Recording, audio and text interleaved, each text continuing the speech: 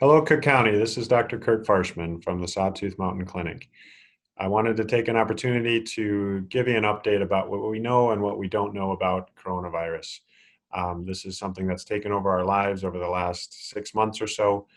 We're currently in August of 2020, and I thought it was about time to just try to get us all on the same page, so we're working with the same information. So, there's a lot of acronyms out there. There's the virus that is causing this COVID-19 is something called SARS-CoV-2. And that's the virus. The illness is called COVID-19. So you may hear those kind of used interchangeably, but that's the specifics. Obviously, this gets really confusing with a lot of other acronyms. And this whole talk is to just try to give us some clarity on what's going on.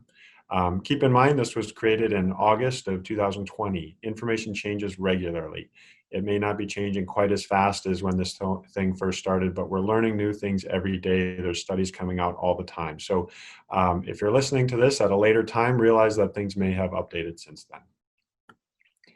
So the SARS-CoV-2 virus was first identified when doctors in Wuhan, China, noticed that they were getting a large number of people with a severe pneumonia who needed ICU care, and a lot of them were dying.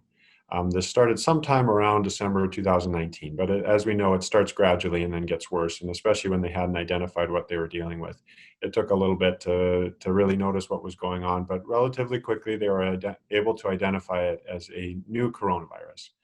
And this was one never seen in humans before. So no one's immune, and anyone can get infected, which is really what drives a lot of what we're seeing here. Most coronaviruses cause the common cold. We don't think much about them, but there's this one, as well as SARS and MERS that came out a number of years ago. Those are all coronaviruses that have caused some pretty severe illness in humans. One of the major aspects that we saw was that the number of sick people overwhelmed the Wuhan healthcare facilities pretty quickly and through the early winter.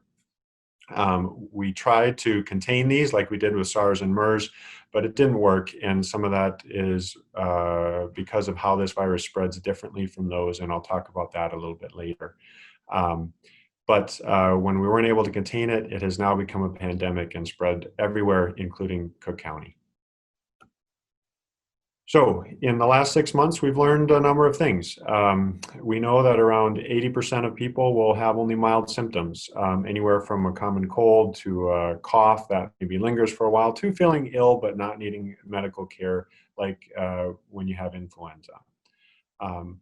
But the weird thing about this is that a small number of people may not have any symptoms at all, even though the virus is in their system, and they may be transmitting this before they even know they're sick, or some people don't ever get sick from it. And that's what seems to have driven why this thing spread and why we weren't able to get ahead of it when we didn't even know who really had the illness. The big issue is that some people, especially those over the age of 65 with other health conditions, get really, really sick from this. And it causes something called ARDS. There are other conditions that cause ARDS. That's acute respiratory distress syndrome, which is a lot of inflammation in the lungs and needs respiratory support and intubation at times, and can be a very difficult thing to treat medically. But we're seeing a large number of people come down with this as the pandemic has progressed. So the big question, when you have something where most people do fine, the question is, why is it a big deal? Because even in communities hard hit from this, most people might get a little sick and then feel fine and wonder, why are we shutting our whole economies down and dealing with all of this? But this is where the statistics can be somewhat misleading. Most people do fine, but the fact that this is new and a lot of people get sick at the same time, it doesn't take a large percentage to overwhelm our hospital systems. You'll hear the quote that mortality is only around 1%. A lot of times that's used to try to reassure us that this isn't something we need to be putting as much effort into, but 1% is a huge number when it comes to the number of people that actually get infected. For example, we're talking about mortality here. So these are people who have died from the illness. Right now, we've got somewhere between 155 and 160,000 deaths. But our US population is 330 million. 1% of that is 3.3 million. We think that this virus will slow down ultimately when we get around 50% of people infected. So if you take half of that, that means 1.6 million deaths, and we're only 1/10 of the way there. Think of all the stuff that we've been through, think of all the people that have died, and we're only 1/10 of the way there. So even when you are looking at a number of 1%, this is a big deal. So to bring it closer to home for us, we have about 5,000 people in our county. We know that about 10 to 20% of people need hospitalization when they that in the first wave, only about 5% of people get sick. It doesn't affect everybody. This means 250 people would get sick in the first wave of what we're dealing with. At a 10 to 20% hospitalization rate, we're looking at 25 to 50 people needing hospital care. Our hospital is a great hospital. We have good healthcare facilities, but we only have 16 beds and they're not usually full.